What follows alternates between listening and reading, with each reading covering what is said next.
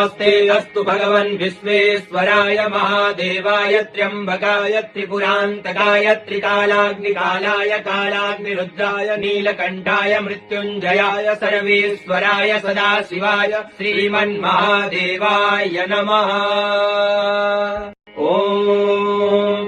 नमस्ते अस्तु भगवन् विश्वेश्वराय महादेवाय त्र्यम्बकाय त्रिपुरान्तकाय त्रिकालाग्निकालाय कालाग्निरुद्राय नीलकण्ठाय मृत्युञ्जयाय सर्वेश्वराय सदाशिवाय श्रीमन्महादेवाय नमः।